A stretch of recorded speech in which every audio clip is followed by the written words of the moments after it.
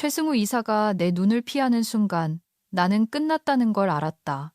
해외 유수대학 MBA 졸업장 하나 믿고 거들먹거리는 저 애송이, 링크드인 프로필 관리나 할 줄 아는 자만심 덩어리는 마치 내가 삭감해야 할 분기별 경비 지출 내역서라도 되는 양날을 건너다 보고 있었다. 그에게선 짙은 시트러스 향수 냄새와 야망의 악취가 났다. 그리고 그가 뱉은 첫 마디는 안녕하세요, 나 그동안 수고하셨습니다가 아닌 조직의 방향성에 대한 이야기였다.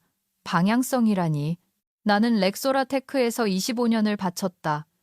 지금의 이 회사를 있게 만든 핵심 코드를 짠 게 바로 나였다. 그런데 이제 나는 그 방향성 때문에 문 밖으로 밀려나고 있었다. 그는 마치 김밥 천국 메뉴판을 넘기듯 내 인사 고과 파일을 툭 펼치며 말했다. 보세요, 김 이사님. 그동안 훌륭한 일을 해오셨습니다. 정말입니다. 하지만 너무 오래 계셨어요. 우리는 이제 더 애자일, 아질하고 적응력 빠른 인재가 필요합니다. 만약 이 결정이 불만족스러우시다면 그는 눈은 전혀 웃지 않은 채 입꼬리만 올리는 파충류 같은 미소를 지으며 말했다. 문은 저기 있습니다. 분노도 슬픔도 아니었다. 뼛속 깊이 스며드는 고요함 같은 것이 느껴졌다. 나는 책상 위에 놓인 팀 사진을 바라보았다. 그중 3명은 내가 대학 갓 졸업한 신입 때 직접 뽑은 엔지니어들이었다. 시스템 충돌과 잘못된 업데이트를 수습하느라 밤을 새우며 자판기 커피와 편의점 컵라면으로 버티던 기억이 스쳤다. 로드 밸런서가 배포 도중 고장나는 바람에 여동생 결혼식에 참석하지 못했던 기억도 났다. 경영진이 외주를 주려 했을 때 내 팀원들을 지키기 위해 싸웠던 기억도 떠올랐다. 그런데 지금 이 어린아이가 나에게 명예퇴직이라는 이름의 참가상과 해고 통지서를 건네고 있는 것이다. 나는 노트북을 덮었다. 드라마도 눈물도 없었다. 나는 자리에서 일어나 파일을 겨드랑이에 끼고 걸어 나갔다.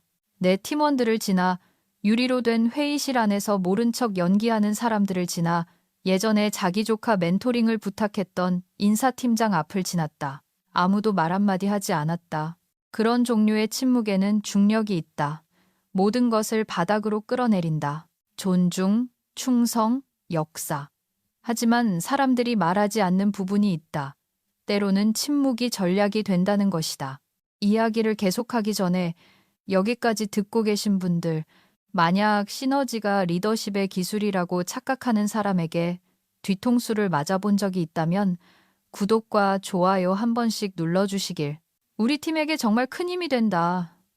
솔직히 말해서 듣기만 하고 그냥 가는 유령 청취자분들, 90%는 구독 안 누르는 거 다 안다. 찔리는 분들 계실 거다. 아무튼 나는 바로 집으로 가지 않았다. 길 건너편에 있는 조용한 순댓국밥집에 들어가 소주 한 병을 시키지 않고 그냥 블랙커피 한 잔을 시켜놓고 고요함을 즐겼다. 그 가게는 믹스커피 말고 원두커피도 파는 곳이었다. 붉은색 비닐 의자에 앉아 그저 숨만 쉬었다. 울지도 화내지도 않고 그저 숨만 쉬었다. 허공에 대고 소리칠 필요도 없었다. 내가 바로 그 허공이었으니까. 렉소라는 내 인생의 전부였다. 구로 디지털 단지의 어느 전당포 위층, 2층 사무실에서 시작했을 때부터 나는 함께였다. 엉성한 프로토타입에서 기업 가치 6영억 원짜리 거대 기업으로 성장하는 과정을 모두 지켜봤다. 인프라, 아키텍처, 그 빌어먹을 핵심 로직까지 모든 기초에 내 지문이 묻어 있었다. 나는 모든 걸 문서화하지 않았다. 갓 입사한 개발자들이 하듯이 매뉴얼을 만들진 않았다는 뜻이다. 아니, 나는 그 코드 자체를 살았다. 그것은 매뉴얼에 있는 게 아니라 내 피 속에 흐르고 있었다. 나는 현금으로 계산하고 머리를 식히기 위해 반대 방향으로 2블록을 걸었다. 그리고 택시를 잡았다. 카카오 택시도 타다도 아닌 예전 렉소라가 믹스커피 값도 아까워하던 시절 내가 타고 다니던 그 옛날 은색 일반 택시를 잡았다. 집에서는 라벤더 향과 오래된 책 냄새가 났다. 나는 식탁 위에 해고 서류 봉투를 올려두고 위스키를 2손가락 높이만큼 따른 뒤 몇 년 동안 손대지 않았던 서랍을 열었다. 세금 신고서와 기한 지난 쿠폰들 밑에 얇은 갈색 봉투가 묻혀 있었다. 라벨도 없이 그저 보험 증서와 선견 지명의 무게감만이 느껴지는 봉투였다. 그 안에는 원본 임시 특허 출원서가 들어 있었다. 맨 위에는 렉소라가 아닌 내 이름 김서연이 적혀 있었다. 2007년. 회사가 수많은 혼란스러운 조직 개편을 겪을 때 법무팀이 지적재산권 대장 관리보다 회사 부도를 막는데 더 급급했던 그 시절에 출원한 것이었다. 나보다 훨씬 똑똑했던 누군가 신의 축복이 있기를 그분이 나에게 조언했었다. 상황이 안정될 때까지 임시 권리를 가지고 있으라고. 그리고 상황은 결코 안정되지 않았다. 렉소라는 그동안 내 핵심 프레임워크를 라이선스 형태로 사용해 왔던 것이다. 변호사들이 계약서를 작성했고 거기에는 만료 조항이 포함된 임시 계약서가 있었는데 그 안에는 법률 용어 속에 지뢰처럼 묻힌 아주 구체적인 조건이 하나 있었다. 정당한 사유 없는 비자발적 해고 시 권리는 24시간 이내에 자동으로 원작자에게 귀속된다. 서명하고 도장 찍고 서류철에 넣은 뒤 아무도 후속 조치를 하지 않았다. 왜냐하면 내가 회사를 떠날 거라고 생각한 사람은 아무도 없었으니까. 그거 알아, 최상무? 방금 네가 그 수류탄에 핀을 뽑은 거야. 택시기사는 내가 탔을 때 아무 말도 하지 않았다. 다행이었다. 그저 고개만 끄덕이고 미터기를 눌렀을 뿐 미터기의 부드러운 불빛만이 내 피곤한 주름살을 비췄다. 나는 창밖을 바라보았다. 강남 테헤랄로의 풍경이 마치 비싸기만 한 스노우볼처럼 스쳐 지나갔다. 평생 젠가 하나 제대로 쌓아본 적 없으면서 혁신을 논하는 회의 전에 향수처럼 혁신이란 단어를 몸에 뿌리는 최승우 같은 남자들로 가득 찬 유리빌딩들. 핸드폰이 8번째로 울렸다. 또 슬랙 알림이었다. 보지 않았다. 중립국 놀이를 하려는 동료들이겠지. 김 이사님, 소식 들었어요. 유감입니다. 연락하고 지내요. 혹은 더 최악인 건 인사팀이 퇴사 설문조사 링크를 보내는 거겠지. 내 참수 경험을 별점 5점으로 평가해달라는 건가? 맘대로 떠들라고 해. 그들은 모두 그 자리에 서서 꽃 한 송이 없는 기업 장례식처럼 그 일이 벌어지는 걸 지켜보기만 했으니까. 집에 도착해서 코트, 열쇠, 노트북, 심지어 그 서류 봉투까지 문 앞에 던져두었다. 아무것도 내 곁에 두고 싶지 않았다. 내 고양이, 나비가 소파에서 나를 빤히 쳐다봤다. 마치 우주의 기운이 바뀌었다는 걸 아는 듯했다. 나는 위스키를 한 잔 더 따르고 앉지 않았다. 아직은 그럴 수 없었다. 10년 넘게 열지 않았던 벽장을 바라보며 복도에 5분간 서 있었다. 맨 위칸. 9 IP 아카이브 손대지 말 것이라고 라벨이 붙은 낡은 서류 상자. 누가 손댔게? 나는 대학 시절 기말고사 벼락치기를 하듯 바닥에 양반다리를 하고 앉아 바스라질 것 같은 출력물과 커피 자국이 묻은 공책들을 뒤졌다. 2006년의 내 글씨체는 마치 다른 여자의 것처럼 보였다. 세상이 조용한 천재들에게 얼마나 감사를 모르는지 아직 배우지 못한 여자의 글씨체. 포스트잇들이 무덤에서 나오는 나방처럼 팔랑거렸다. 그리고 찾았다. 두꺼운 서류 봉투, 빳빳한 모서리, 여전히 법무사 도장이 찍힌 채 밀봉된 봉투. 날짜를 보자 심장이 덜컥 내려앉았다. 2007년 7월 12일. 렉소라의 이름이 아닌 내 이름으로 출원된 것이었다. 당시 나는 그저 내 작업물을 보호하려고 했을 뿐이었다. 우리는 작은 팀이었고 나는 스타트업의 혼돈을 믿지 않았다. 지금은 강원도 평창 어디선가 알파카를 키우고 있는 내 친구이자 전직 IP 전문 변호사인 박 변호사가 내게 말했다. 서연아, 내 명의로 출원해. 회사가 안정되면 그때 양도해도 늦지 않아. 그들은 절대 안정되지 않았다. 그저 탐욕스러워졌을 뿐. 권리 양도 절차는 항상 진행 중이었다. 하지만 아무도 챙기지 않았다. 왜냐하면 아무도 그게 중요하다고 생각하지 않았으니까. 나는 절대 어디 가지 않을 테니까.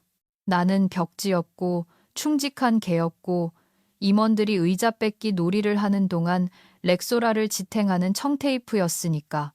그러다 그중 한 명, 완벽한 치아와 쓰레기 같은 직감을 가진 최승우가 마침내 플러그를 뽑아버린 것이다. 나는 서류를 들고 일어나 성지라도 되는 양 내 책상으로 걸어갔다. 몇 년간 손대지 않았던 금고를 열었다. 비밀번호를 3번이나 틀린 끝에 겨우 기억해내고 봉투를 안에 넣었다. 이건 복수가 아니었다. 아직은 이건 준비였다. 노트북에 깜빡이는 커서를 한참 동안 응시하다가 박 변호사에게 보낼 암호화된 이메일 초안을 열었다. 제목, 조항 확인 필요. 나는 임시 출원서에 스캔 사본을 첨부했다. 깨알 같은 글씨는 잔인할 정도로 시적이었다. 발명자가 정당한 사유 없이 비자발적으로 해고될 경우 공식 통보 24시간 이내에 완전한 소유권이 귀속된다. 나는 아직 유효한가? 라고 치고 전송 버튼을 눌렀다. 그리고 파란 화면 불빛 아래 앉아 손에 땀이 찬 채 위스키 잔을 쥐고 있었다. 나비가 내 다리에 몸을 비비며 침묵의 공모자처럼 굴었다. 핸드폰이 또 울렸다. 최승우였다. 음성 메시지. 듣지 않았다. 들을 필요도 없었다. 아마 인수인계 프로토콜이나 지식 이전에 대한 뻔한 립서비스겠지. 너무 늦었어. 나는 창가로 가서 내 발 아래 반짝이는 서울의 야경을 내려다보았다. 25년. 다른 사람들을 실제보다 더 똑똑해 보이게 만드는 데 바친 25년이었다.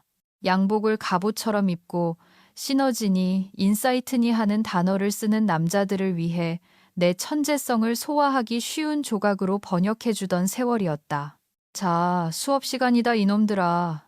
이건 내가 아이스크림 통을 끌어안고 울거나 경쟁사 채용 공고에 분노의 지원서를 넣는 파트가 아니었다. 이건 내가 누구인지 기억해내는 파트였다. 인사팀의 김서연도 낡은 고비용 인력도 조용히 사라질 거라고 그들이 착각했던 여자도 아니었다. 이건 정적이 결의로 굳어지고 그들은 자신들에게 닥칠 일을 전혀 모르는 그런 파트였다. 해가 뜨기도 전에 평창에 있는 박 변호사에게서 전화가 왔다. 첫 울림에 바로 받았다. 인사 따윈 없었다. 그 조항 아직 유효해? 내가 물었다. 그는 바로 대답하지 않았다. 낡은 종이가 넘어가는 소리, 돋보기를 고쳐 쓰는지 달그락거리는 소리가 들렸다. 나는 그가 농가 부엌 식탁에 앉아 한 손에는 리걸 패드, 다른 한 손에는 아마 먹다 남은 옥수수 같은 걸 들고 있을 거라 상상했다. 그는 여전할 것이다. 모닝커피 2잔째를 마시기도 전에 수천억짜리 거래의 허점을 찾아내는 사람. 마침내 그가 숨을 내쉬었다. 응, 그가 건조하게 말했다. 그리고 어제 자네를 해고했다면 자네가 문 밖으로 나가는 순간 권리 귀속은 이미 시작됐어. 나는 아무 말도 하지 않았다. 그가 덧붙였다. 세상에 서연아, 그 조항을 계속 가지고 있었단 말이야? 나는 웃지 않았다. 웃을 필요가 없었다. 렉소라의 핵심 특허가 방금 자동으로 나에게 돌아온 것이다. 나는 작별 인사도 없이 전화를 끊었다. 무례해서가 아니라 효율성을 위해서였다. 이제 할 일이 있었고 1초가 중요했다. 그 24시간이라는 창구는 이론적인 게 아니었다. 실제였다. 전자레인지 시계가 오전 6시 7분을 가리킬 때 나는 이미 특허청 키프리스 시스템에 로그인해 있었다. 권리 귀속 확인서는 미리 작성된 템플릿이었다. 몇 년 전 렉소라가 렉스테크라고 불리며 중국집 배달 음식 시켜 먹으며 전체 회의를 하던 시절 박 변호사와 내가 만약을 대비해 작성해 둔 것이었다. 박 변호사가 했던 말이 기억났다. 아마 쓸 일 없을 거야. 세상은 뒤통수 맞을 거라 생각 안 하는 여자들의 희생 위에 세워져 있으니까. 그 비꼬는 놈 정말 보고 싶네. 나는 암호화된 폴더를 열고 서명란을 재확인한 뒤 공식 귀속 통지서를 작성했다. 극적인 법무법인 레터헤드나 내용 증명 같은 팡파르는 없었다. 그저 정당한 사유 없는 비자발적 해고, 옆에 있는 작은 체크박스, 디지털 타임스탬프, 몇 개의 업로드 필드, 그리고 제출 버튼 클릭 한 번뿐이었다. 그리고 끝났다. 그 클릭 한 번으로 렉소라의 왕관에 박힌 보석, 그들의 주력 상품과 라이선스 계약, 그리고 투자자 설명회 자료 전체를 구동하는 알고리즘이 내 손으로 미끄러져 들어왔다. 춤추지도 소리 지르지도 않았다. 그저 의자에 등을 기대고 커피잔을 감싸쥔 채 침묵이 제2의 피부처럼 나를 감싸게 두었다. 고양이가 식탁 위로 뛰어올라 야옹거렸다. 집사가 새로 획득한 수백억 가치의 지적 재산권 따위엔 관심 없다는 듯이 당연하지. 나는 특허청 시스템을 확인했다. 업데이트가 즉시 되지는 않는다. 공개적으로 전파되는 데는 보통 몇 시간이 걸린다. 하지만 일단 되고 나면 그 특허 번호를 조회하는 사람은 누구나 다른 소유자 이름을 보게 될 것이다. 렉소라 테크 주식회사가 아니라 김서연. 핵탄두에 전원 스위치를 올리고 그게 작동 중이라는 걸 아는 사람이 오직 나뿐이라는 걸 깨달았을 때 오는 특별한 종류의 고요함이 있다. 맨발로 부엌에 서서 해돋이를 보며 아무도 기억 못하는 장전된 총 같은 권리 귀속 조항을 쥐고 있는 내가 그랬다. 시내 반대편 렉소라의 빛나는 새 경영진은 아마 에스프레소를 홀짝이며 오전 10시 전략 회의를 준비하고 있을 것이다. 거기서 확장성이니 시너지적 통합이니 하는 단어들을 던져대겠지. 그동안 그들의 제국을 떠받치고 있던 법적 비계가 방금 공기 중으로 증발해버렸는데 말이다. 전화해서 경고하지 않을 것이다. 그건 옛날의 나다.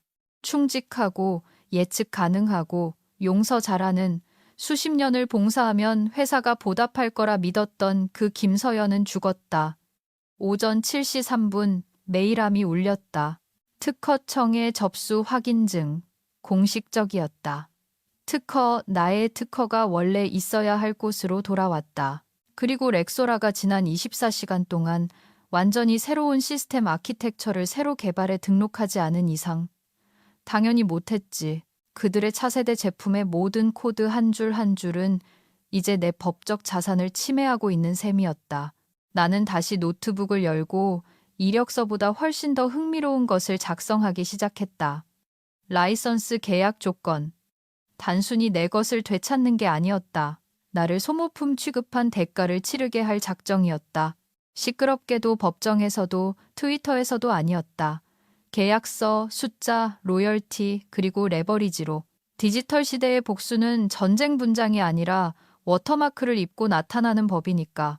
최승우는 그날 아침 기세가 등등했다고 한다. 적어도 내가 들은 바로는 그랬다. 25년을 한 곳에 박혀 있으면 소문은 빨리 돈다.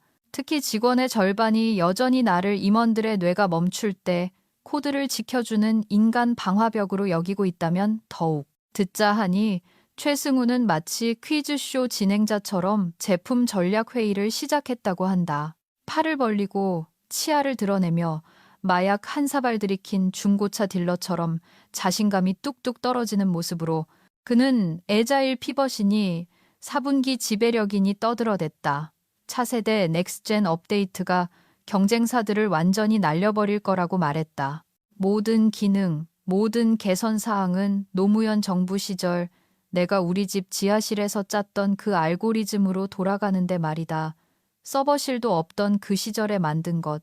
그런데 그 방에 있던 단 한 사람도, 단 한 명도 그날 아침 대한민국 특허청 기록을 확인해 볼 생각을 안 했다. 나는 그들이 핵심 엔진이니 추천 모듈이니 라벨 붙은 블록들을 디지털 화이트보드에 끌어다 놓으며 폭죽 가지고 노는 어린애들처럼 구는 모습을 상상했다. 최승우는 내 이름을 언급하긴 했을까?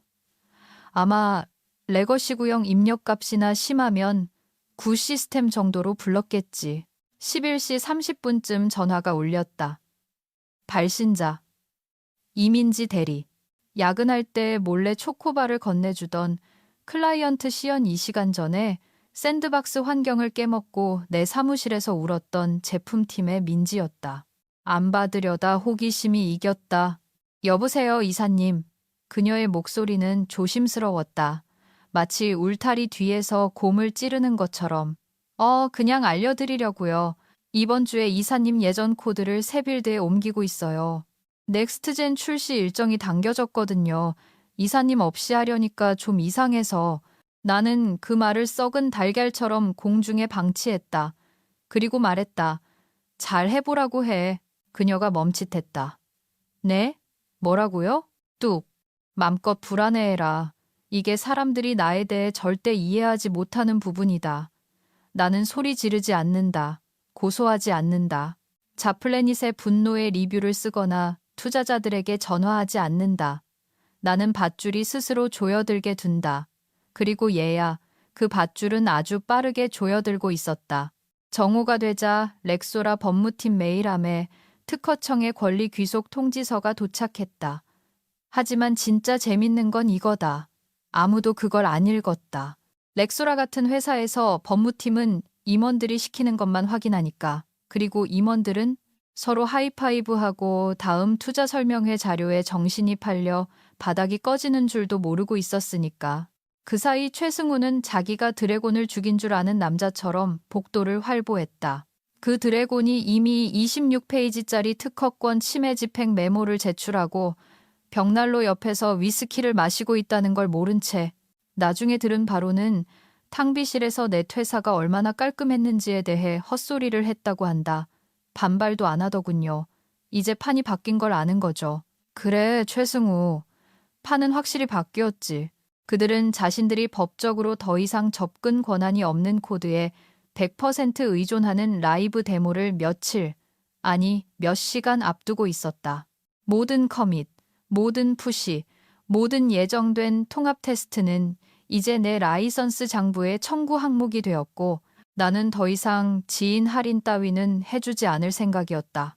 그날 오후 링크드인 메시지가 오기 시작했다. 엔지니어와 분석가들이 호기심을 가장해 찔러보는 작은 알림들. 하지만 모두 같은 질문 주위를 맴돌았다. 무슨 일이에요? 심지어 누군가는 최상무가 이사님 자진 퇴사라고 하던데요. 라고 했다. 당연하겠지. 최승우는 화재 경보기가 울려도 가스라이팅 할 놈이니까. 나는 답장하지 않았다. 아직은 그들이 끓게 놔뒀다. 뇌 뒤쪽이 간지러운 느낌, 뭔가 잘못됐다는, 빠졌다는 그 소름 끼치는 느낌을 밖에 놔뒀다. 그건 단순한 상상이 아니었다. 그들이 훔치려던 그 알고리즘이 코드 한 줄 한 줄을 통해 비명을 지르고 있는 거였다. 나는 내 것이 아니야. 그날 밤늦게 나는 특허청 공공열람 시스템 피프릿에 다시 로그인했다. 거기 있었다. 특허 번호 12007, 79864, 상태, 변경됨, 소유자, 김서연, 귀속일자, 내 해고 시점 분단위까지 찍혀 있었다.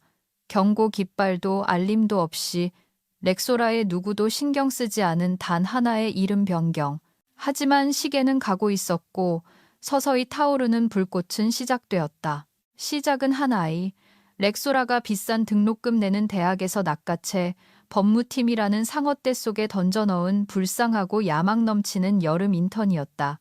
이름은 에이든이었나 지훈이었나 중요하지 않다. 그는 캐주얼 데이에도 셔츠를 입고 형광펜 3가지 색을 쓰면 번아웃에서 구원받을 줄 아는 열정적인 강아지 같은 타입이었다. 그에게 경쟁사 특허 활동을 모니터링하라는 임무가 주어졌다. 순수한 임무였다. 그냥 클릭하고 이상한 거 찾고 필요하면 보고하는 체크박스 채우기용 업무. 그가 렉소라 자체 특허 번호를 입력하고 내 이름을 보기 전까지는 그 순간 입이 바짝 말랐을 그의 표정이 상상된다. 형광펜을 든 손이 멈췄겠지. 잘못된 링크를 눌렀다고 생각했을까? 새로 고침을 3번이나 눌러 전산 오류가 기업의 대재앙을 되돌려주길 바랐을까? 하지만 진실은 화면에서 깜빡이고 있었다. 발명자 겸 소유권자 김서연. 유효일자. 비자발적 해고 24시간 후. 그는 이슈 가능성 있음 같은 소심한 제목으로 팀장에게 이메일을 보냈다. 법무팀장은 그걸 읽고 멈추고 아마 5번은 다시 읽은 뒤 먼지 쌓인 계약서 폴더를 뒤져 그 조항을 찾아냈다. 15년 전 내가 조용히 심어놓은 지뢰 같은 조항을. 그것은 완벽했다. 렉소라에 빛나는 6억짜리 핵심 기술이 남의 땅에 무단 거주하고 있었고 그들은 이미 공개 시연회 초대장까지 보낸 상태였다. 최승우는 역시나 편의점 도둑질하다 걸린 유튜버 장난꾼 같은 섬세함으로 대처했다. 법무팀이 보고했을 때 웃었다고 한다. 아, 전산 오류겠죠. 그가 말했다. 전산 오류? 특허청이 실수로 회사의 가장 비싼 IP를 이틀 전 해고된 여자한테 넘겨줬다고? 그리고는 한술 더 떠서 데모 끝날 때까지 조용히 하라고 지시했다. 출시 후에 해결하면 된다며 법무팀이 헛것을 보고 있다고 비난했다. 헛것? 그의 커리어 묘비명에 그 단어를 새겨주마. 그 사이 제품팀은 모든 게 괜찮은 줄 알고 계속 일했다. 그들은 매일 빌드를 돌리고 최종 QA 일정을 잡고 독자 기술, 특허받은 AI 아키텍처 같은 유행어가 적힌 화려한 홍보물을 인쇄하고 있었다. 그 모든 것이 이제 기술적으로 내 것이라는 걸 모른 채 그들은 남의 땅에 집을 짓고 있었다. 시간이 갈수록 밧줄은 조여들었다. 왜냐하면 일단 공개적으로 시연하고 IP 법에 따라 자기 것이라고 주장하는 순간 그건 침해가 되니까. 그리고 알고도 침해하면 고의적 침해가 되어 손해배상액이 3배가 된다. 하지만 최승우는 신경 안 쓰거나 이해를 못하거나 둘 중 하나였다. 그는 링크드인의 제품 혁신을 주도하며 산업 수직 계열화의 혁명 같은 문구를 업데이트하느라 바빴다. 재수 없는 이모지와 함께 축복받음. 법무팀은 조용히 최악의 시나리오에 대비한 리스크 메모를 작성하기 시작했다. 어떻게 하냐고? 주니어 변호사 중 한 명이 내 친구에게 전달했고 그 친구가 나에게 전달했으니까. 제목, 긴급 특허 귀속건 관련. 메모는 3페이지였지만 마지막 줄이 핵심이었다. 권고, IP 소유권 명확해질 때까지 시연 연기 요망. 이 문서는 낮은 열람 등급으로 표시되어 있었다. 번역하자면 이사회가 보게 하지 마라. 아직은. 왜냐하면 그게 최승우가 가장 두려워하는 것이었으니까. 법도 결과도 아닌 이사회. 그는 이사회에 내가 나갔다는 걸 보고하지 않았다. 공식적으로는. 그는 조직도 업데이트의 한 줄짜리 항목에 묻어두고 레거시 재조정 같은 말로 포장했다. 그는 차세대 시스템이 준비됐고 모든 게 일정대로이며 렉소라는 순항 중이라고 보고했다. 그래서 그들은 아직 몰랐다. 그리고 시연회는 3일 남았다. 째깍. 전화는 오전 6시 12분. 내가 커피 가루를 필터에 담고 있을 때 왔다. 어제 입은 후드티와 화요일부터 입고 있던 레깅스 차림이었다. 나는 5년 가까이 화면에서 본 적 없었지만 그 번호를 외우고 있었다. 한정훈 회장, 렉소라 머신 속의 유령. 10년 전 경영 일선에서 물러나 경기도 가평의 호숫가 별장으로 은퇴해 나쁜 통신 신호와 좋은 양주를 즐기던 창업자. 하지만 한 회장은 그 뒤에 온 VC나 이사회의 떠벌이들과는 달랐다. 그는 유행어나 매끈한 대시보드 따위엔 관심 없었다. 그는 사물의 본질을 이해했고 겉멋과 진짜 불꽃의 차이를 알았다. 그래서 최승우 같은 인간들이 우리가 만든 것의 영혼 속으로 기어 들어오게 놔뒀다는 사실이 더 모욕적이었다. 나는 2번 울리게 놔둔 뒤 받았다. 김이사. 그의 목소리엔 여전히 느린 천둥 같은 울림이 있었다. 숙성된 위스키와 실망감이 잡음 속에 섞여 있었다. 회장님, 나는 커피를 저으며 말했다. 오랜만입니다. 방금 특허청 알림을 받았네. 특허 10 2007, 79,864. 자네가 소유권자로 되어 있더군. 잠시 정적. 이거 무슨 실수인가? 아뇨. 또 한 번의 침묵. 그럴 리가 없는데 자네 그거 렉소라에 양도했잖아. 아뇨 회장님. 나는 차분하게 말했다. 안 했습니다. 회장님이 최종 이전을 결제 안 하셨잖아요. 기억나세요? 시리즈 A 투자 이후에 정식화한다고 했죠. 법무팀이 바뀌고 또 바뀌고 결국 처리 안 됐습니다. 그가 조용해졌다. 그가 천천히 숨쉬는 소리가 들렸다. 상황 파악 중. 김이사, 이건 핵심 시스템이야. 알아요. 그가 마침내 물었다. 왜 지금인가? 나는 그 질문이 서버실의 먼지처럼 우리 사이에 내려앉게 두었다. 그리고 말했다. 회장님, 사람들이 정당한 사유 없이 저를 해고했으니까요. 15년 전 우리가 썼던 그 조항이 발동된 겁니다. 그가 짐승이 급소에 맞은 것처럼 낮은 신음소리를 냈다. 그건 영구적인 게 아니었잖아. 나는 자네가 그리고 우리 직원들이 약속을 지킬 거라고 믿었네. 침묵. 그들은 안 지켰습니다. 내가 말했다. 뚝. 그가 끊었다. 사과를 기대하진 않았다. 원하지도 않았다. 그저 이해하길 바랐을 뿐. 10분 뒤 그가 렉소라 본사로 쳐들어가는 모습이 목격되었다. 1시간 안에 3명의 다른 사람들에게서 중계가 들어왔다. 누군가는 그가 태풍처럼 가죽 로퍼를 신고 정문을 통과했다고 했다. 약속도 수행원도 없이 오직 창업자만이 뿜어내는 기세로 얼굴은 붉고 머리는 헝클어진 채 특허 목록 출력물을 마치 사망 진단서처럼 흔들면서 그는 최승우 방으로 먼저 가지 않았다. 법무팀으로 갔다. 똑똑해. 한 회장은 소리 지르는 타입은 아니었지만 그의 존재감은 충분히 컸다.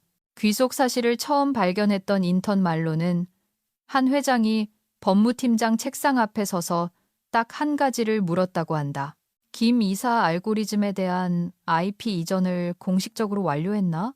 그리고 미완료라는 대답이 변명과 함께 더듬거리며 돌아왔을 때 그는 눈을 감고 중얼거렸다. 맙소사.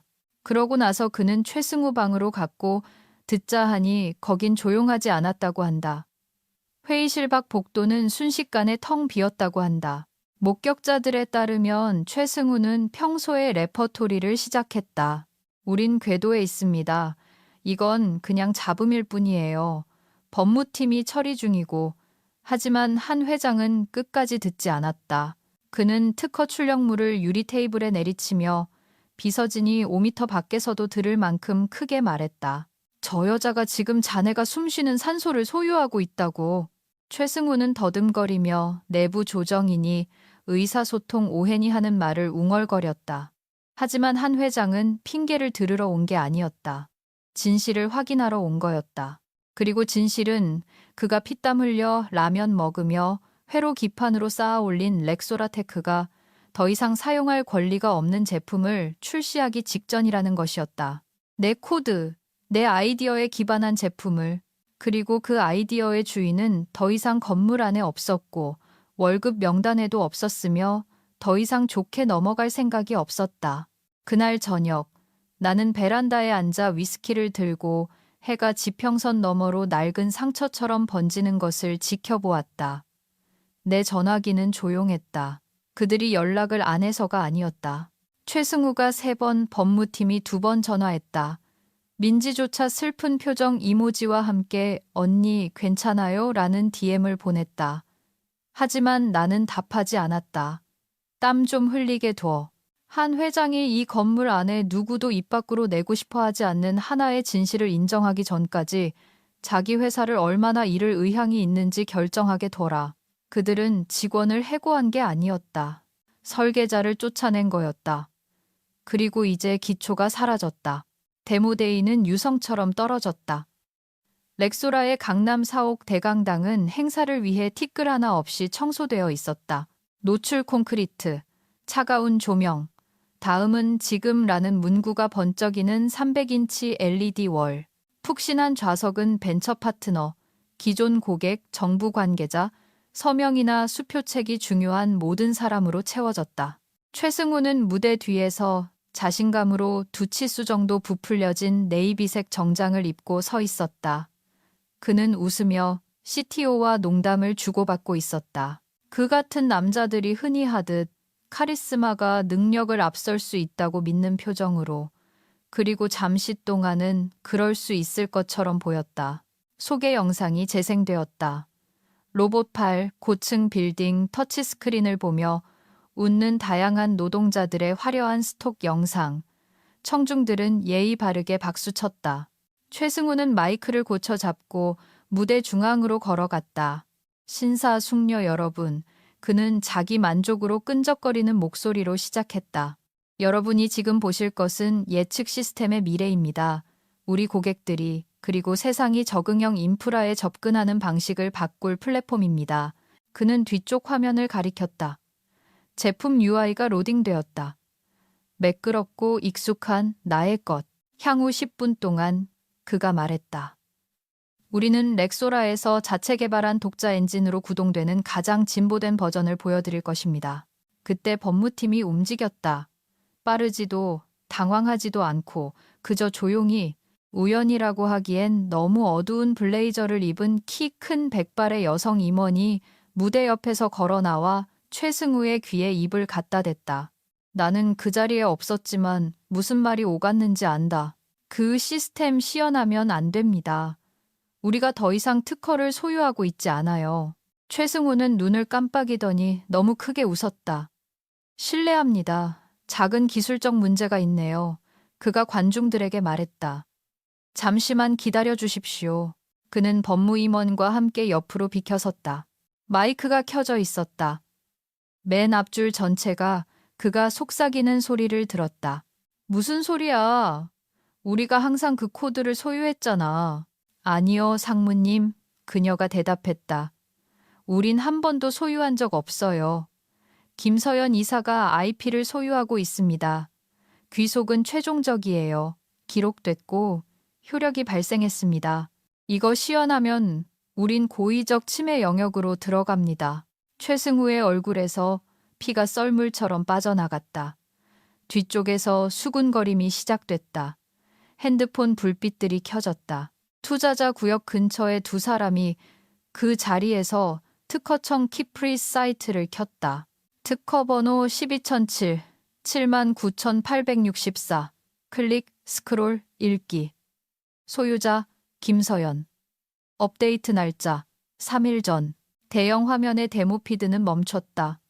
플레이스홀더 UI가 공공연한 비밀처럼 거기 떠 있었다. 전체 방이 기다렸다. 침묵이 날카로운 무언가로 굳어졌다. 맨 뒤에서 한 회장이 일어섰다. 말도 움직임도 없이 그저 팔짱을 낀 채 지켜보고 있었다. 놀란 표정이 아니었다. 무대 위에서 최승우는 헛기침을 했다. 핵심 시스템 시연을 연기해야 할 것 같습니다. 그는 적당한 거짓말을 찾으려 애쓰며 말했다. 예상치 못한 법적 검토와 자산 확인 문제로 아무도 박수치지 않았다. CTO는 바닥으로 기어들어가고 싶은 표정이었다. 법무임원은 팔짱을 끼고 눈 하나 깜짝 않고 최승우 옆에 서 있었다. 그때 일이 터졌다. 투자자 중 한 명, 드레이퍼 어쩌고 하는 곳에서 온 여성이 일어섰다. 그녀는 종이 한 장을 들어 올렸다. 굵은 글씨로 인쇄된 김서연. 이게 특허 등록증인 것 같은데요. 그녀가 말했다. 당신들 마케팅 자료에 언급된 그 특허요. 최승우가 눈을 가늘게 떴다. 그게 어디서 났는지 모르겠. 공공기록이잖아요. 그녀가 말했다. 우리 모두 다 가지고 있어요. 더 많은 종이가 돌기 시작했다. 특허청 목록 전체 출력물과 함께 알기 쉬운 언어로 된 귀속 조항까지. 누군가 방금 그 방에 있는 사람들에게 이메일로 뿌린 것이다. 아무도 더 이상 무대를 보지 않았다. 그들은 읽고 공유하고 점을 연결하고 있었다. 그 코드, 그 시스템, 그건 렉소라의 것이 아니라 그녀의 것이었다. 김서연은 그 방에 없었지만 그녀의 이름은 어디에나 있었다. 문서에, 코드에 최승우가 자기가 이끈다고 주장했던 회사의 DNA 그 자체에 새겨져 있었다. 한 임원이 다른 임원에게 속삭였다. 그 사람 나간 줄 알았어? 아니, 대답이 돌아왔다. 지난번 인력 보고서에도 없었는데. 최승우가 로드맵 투명성이니 새로운 파트너십이니 횡설수설하며 수습하려 했을 때 나는 이미 뒷자리를 떠났다. 마음속으로, 조용히, 의도적으로. 데모는 죽었다. 침묵은 그들이 대비했던 어떤 실패보다 더 컸고 아무도 박수가 없다는 사실을 눈치채지 못했다. 그들은 나의 부재를 눈치챘을 뿐이다. 비상이사회는 전략적 검토라는 완곡한 표현으로 소집되었다. 그게 상황이 심각하다는 증거다. 도넛도 없고 안건 슬라이드도 없고 재활용된 공기 속에 정장 입은 사람들의 공포만 가득했다. 방은 수천억짜리 기업치고는 작았다. 불투명 유리벽, 3분기 전 샴페인 건배 때 생긴 물자국이 여전한 광택나는 오크 테이블. 20년 동안 코드라곤 만져본 적 없지만 엔지니어보다 더 큰 권력을 쥐고 있는 12명이 앉아 있었다. 최승우는 이사들이 들어오기 전부터 와 있었다. 넥타이는 느슨해졌고 셔츠깃은 젖어 있었으며 노트북을 펴놓고 손가락을 떨고 있었다. 혹시라도 파워포인트로 이 상황을 빠져나갈 수 있지 않을까 생각하는 사람처럼 그는 그럴 수 없었다. 법무총괄이 테이블 상석에 서서 종이 한 장을 들고 있었다. 앉지도 누그러지지도 않고 그저 읽었다. 원천 IP 임시 양도 계약 재구조 D항의 의거, 정당한 사유 없는 비자발적 해고 시, 완전한 소유권은 공식 통보 24시간 이내에 원 출원자에게 귀속된다. 그녀가 고개를 들었다. 공식 해고 통보는 월요일 오후 4시 3분에 인사팀 시스템을 통해 전자적으로 처리되었습니다. 귀속은 화요일 오후 4시 7분에 특허청에서 처리되었습니다. 그녀는 종이를 테이블 위에 놓았다. 아무도 건드리지 않았다. 최승우가 몸을 앞으로 숙이며 억지 미소를 지으려 했다. 설명해드리죠. 이건 적대적인 해고가 아니었습니다. 성과 문제였어요. 김 이사는 현대적인 프로세스에 적응하지 못했습니다. 의욕이 없었어요. 에너지가 낮았고 팀은 새로운 방향이 필요했습니다. 방은 고요했다. 에어컨 돌아가는 소리만 윙윙거렸다. 한 회장이 마지막으로 입을 열었다. 목소리를 높이지도 최승우를 똑바로 쳐다보지도 않고 창밖을 응시하며 말했다. 자네는 우리 제품 라인 전체의 설계자를 해고했네. 법적 양도 절차도 없이. 그건 질문이 아니었다. 최승우가 대답하려고 입을 열었지만 아무 소리도 나오지 않았다. 그는 땀을 흘리고 있었다. 긴장해서 나는 땀이 아니라 발밑의 땅이 아니라 땜이라는 걸 깨달았을 때 나는 식은땀이었다. 백발의 자산운용사 출신 이사가 말했다. 해고 전에 법무팀에서 이 조항을 체크한 사람이 아무도 없나? 법무총괄은 눈 하나 깜짝하지 않았다. 아무도 원본 서류 검토를 요청하지 않았습니다. 그녀의 퇴사에 대해 우리는 참조조차 되지 않았습니다. 한 회장이 이제야 최승우에게 시선을 돌렸다. 그러니까 자네는 그냥 해고한 게 아니군. 잠시 멈춤. 자네가 폭파시킨 거야. 최승우의 손이 펴졌다. 향초와 자아도취로 집에 불을 질러놓고 변명하려는 사람처럼. 이사회가 조직 개편을 승인했잖습니까? 이사회는 한 회장이 말을 끊었다. 전략적 재조정을 승인했지. 회사의 유일한 독자 제품에 대한 법적 권리를 없애버리라고 승인한 적은 없어. 뒤이은 침묵은 텅 빈 게 아니었다. 밀도가 높았다. 깨달음과 결과의 무게로 꽉 차 있었다. 김서연은 거기 없었지만 어쨌든 그녀의 존재가 방을 가득 채웠다. 모든 계약 조항에, 모든 업데이트 기록에 이 사태가 얼마나 깊은지 파악하기 위해 그들이 뒤져야 할 모든 비밀 유지 계약서, 시리즈 D 투자 이후 합류한 신임 여성 이사가 특허 자료를 넘겨보다 중얼거렸다. 그녀는 이걸 한 번도 정식 이전하지 않았네요. 네, 법무총괄이 말했다. 임시 라이선스로 쓰게 해준 겁니다. 선이 굿, 페이트로요. 그리고 이제 그녀가 고개를 들었다. 우리는 위반 상태입니다. 맙소사, 누군가 속삭였다. 최승우가 이마를 닦았다. 한때 빳빳했던 셔츠가 몸에 달라붙었다. 좋아요. 하지만 보세요. 우리가 해결할 수 있습니다. 협상하면 됩니다. 보상 패키지를 제안하고 지분 좀 주고 그녀도 마음을 돌릴 겁니다.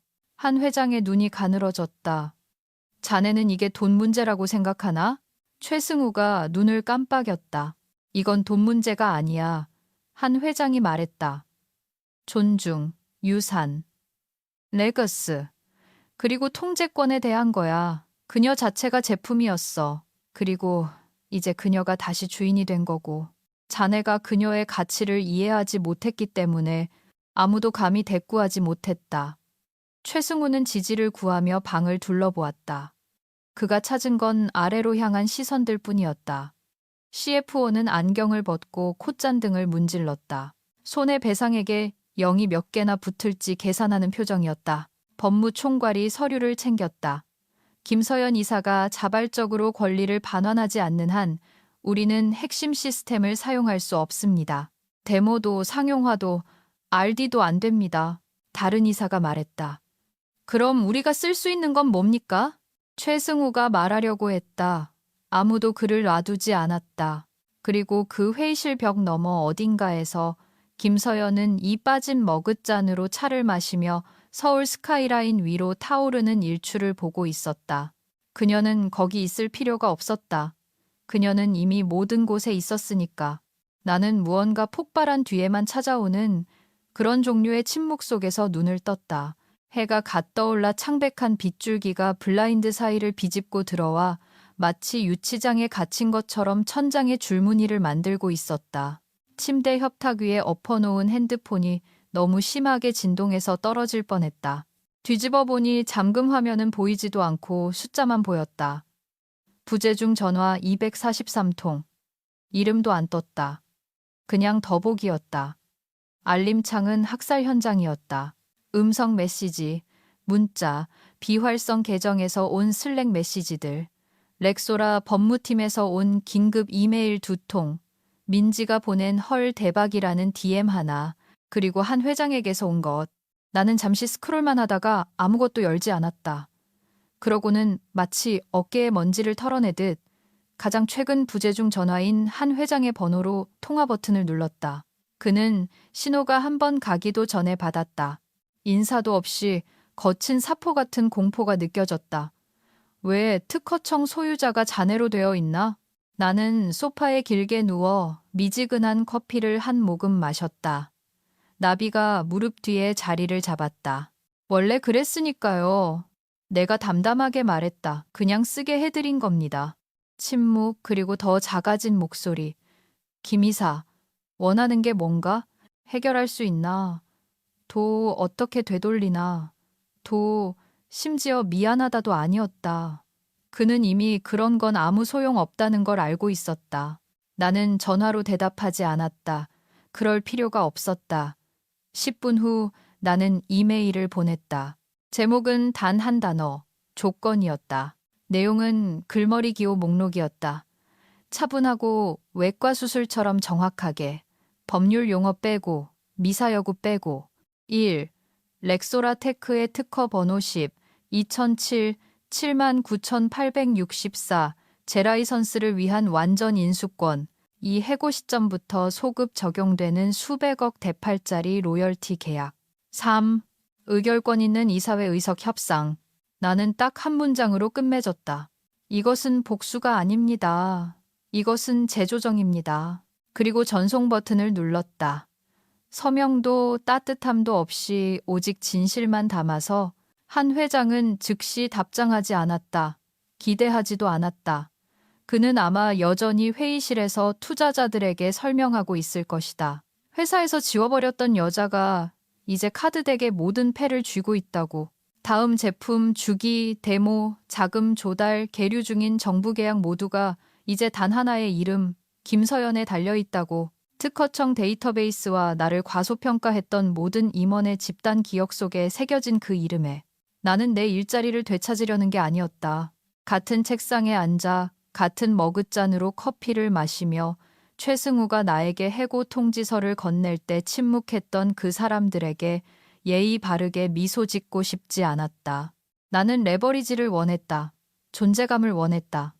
애들 노는 테이블 말고 개발실 김 이사가 아니라 소유주 김서연으로서 3시간 후 내 조건은 수락되었다. 전부 다. 나는 바로 답장하지 않았다. 땀 좀 흘리게 둬. 마음이 바뀔지도 모른다고 생각하게 둬. 그러고 나서 간단한 후속 메일을 보냈다. 새 사원증이 필요할 겁니다. 그리고 내 명패도 돌려주세요. 최상무 책상 2번째 서랍에 있을 겁니다. 그는 절대 버리지 않았어요. 그날 밤 그냥 숨겨뒀을 뿐이죠. 나는 더블샷을 따르고 이메일이 쏟아져 들어오는 동안 창가에 앉아 있었다. 변호사들, 라이선스 대행사들, 법적 준수사항에 맞는 안전한 언어로 아부하느라 바쁜 인사팀. 내가 노트북을 덮는 순간 느꼈던 그 침묵. 그게 돌아왔다. 하지만 이번엔 내 것이었다. 박수는 필요 없었다. 복수극이나 회복 탄력성을 자랑하는 링크드인 게시물도 필요 없었다. 나는 내가 가지러 온 것을 얻었다. 존중, 지분, 테이블의 좌석, 그리고 연방 기록. 특허청에 새겨진 법적 구속력 있는 교훈. 설계자를 해고할 때는 설계도가 누구 것인지 확인해라. 왜냐하면 우리 중 일부는 다리를 태우지 않는다. 우리는 새로운 도시를 건설하고 임대료를 청구한다. 시청해주셔서 감사합니다. 이 영악한 선배님들. 복수의 커피가 계속 끓게 하려면 구독 눌러주세요. 여러분의 전 직장 동료들은 뭐가 날아오는지도 모를 겁니다.